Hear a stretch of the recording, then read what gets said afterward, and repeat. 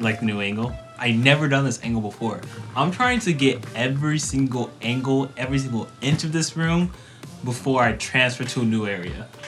That poster is amazing. So that's one of my favorite posters because I took that picture.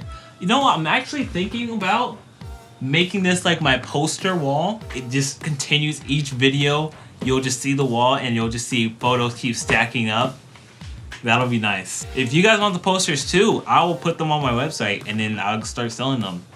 Let me know in the comments if you want me to start selling them. I would gladly. How are you guys doing? My name is Micah David and I'll be here doing your video for today. So as you guys may know, if some of you guys don't know, my past video I was welcoming just how I'm coming back. And in that past video, I also mentioned how I got a new camera. That camera happened to be the Canon EOS R7. But I got the R7 because, well, for one, I needed the camera kind of quick because I needed to make videos kind of quick. Two, the pricing for this camera is great. I feel like the camera is underrated. I just feel like the camera is kind of underrated. The price of this camera was around $1,500. I know most people will say there's plenty other great cameras around that price range, which there are, like the Sony FX30, the Blackmagic Pocket 4K, I believe, and even the Canon R8. Those are all great cameras, but a way to eliminate the FX30 and the Blackmagic is they're mainly video first. And I wanted something hybrid. I wanted something that could do video and something that could do photo. Now going to R8, yes, the R8 had that full frame sensor, which I probably would have loved getting into because I never dealt with the full frame camera. With the full frame sensor, you get that better depth of field and that great performance in low light. And the R7 is an APS-C sensor, Super 35. But what drew me more towards to the R7 was its megapixels. I loved how the R7 had the 33 megapixels aside from that generic 24 megapixels. There's nothing wrong with 24 megapixels. I took this photo on 24 megapixels. But yeah, for the R7 it had 33 megapixels and I was willing to keep sticking with a Super 35 sensor. And I like it. I do not regret it one bit. I kind of like the crop. Is that bad for me to say? Hold on now. But yeah, I'm having a great time with this R7. It's done great, it looks great. I still have so much to experiment with it and I'm excited to do such things and even document it so I can post it on here. So a couple days ago, I decided to go out and just test the R7's limits with its photo. You know, I could talk to you about the specs all day, but I think it's better if I just show you. So what do you think of location B? Location B? Wait. Sense out there. What do you think of location B? Location B is cool. It reminds me of Saturn, or whatever that planet is with the rings. With the what? rocks. Saturn? Rocks? Yeah. Mars? No. The one with the big ring. That's Jupiter. Jupiter, yeah. Right here. How does that remind you? I guess.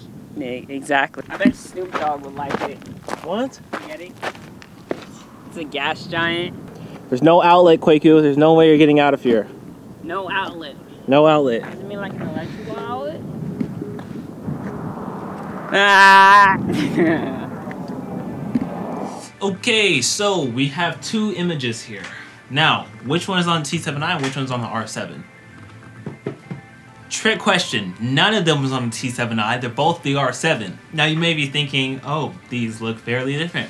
They do, and I'll tell you the difference. The difference between the two is what settings they're on. So on the photo on the left has settings of what we call HDR mode and HDR PQ mode. HDR mode is just the one that enhances the stops of light we're getting. Let's say camera A had about 10 stops of light in its dynamic range. At a certain point in its lightest or darkest parts of the camera's image, it's just gonna register that lightest part as straight white and register that darkest part as straight black because it doesn't have that dynamic range to still gather information in those areas. Now let's take a look at camera B. It's a more expensive camera, but we have more stops of light. So at where camera A would usually just register that lightest part as white or register that darkest part as black, camera B will continue to gather information in those parts because it has a higher dynamic range. So pretty much the higher dynamic range you have, the more you'll be able to capture information in those lightest parts of your images or darkest parts of your images.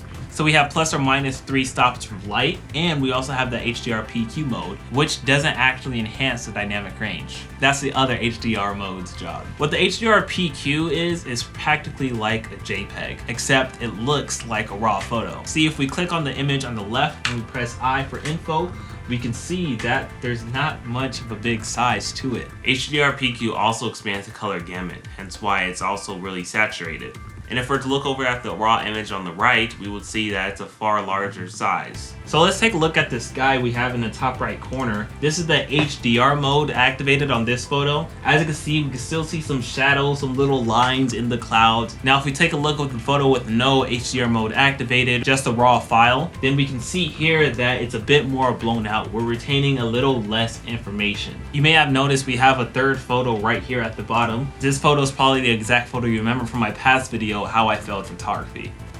I have people actually ask me, how do you fail photography? Now, we're gonna look into the megapixels here. I think this image has a small amount of grain, but it should still relatively show what that 24 megapixels, or just the difference between megapixel count in general. So yes, this is a T7i photo. We're gonna zoom in here and we can see that it kind of tears out the picture. We can already start seeing the megapixels once we zoom in on Lightroom, and we can still make out some things, but it's like kind of pixely. We can see the pixels. Now, if we were to do the same thing in the photo captured by the R7, we can see that it's a little less pixelated and we can actually still retain some information here. Hey, that's my car. Hi car, I call him Dasher. If I had to give one piece of information, one piece of advice for anybody trying to get into filmmaking, something that really worked for me was studying. If you learn how to love studying, it'll be over for the rest of them. You'll kill it. Kill it.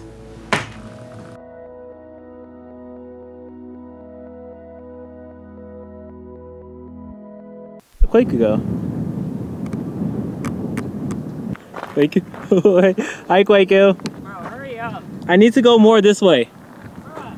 Oh, okay. Tell you what, I'll go this way. You'll meet me. I'll meet you by the car. Alright. Wow. Wait, can I get a picture of you?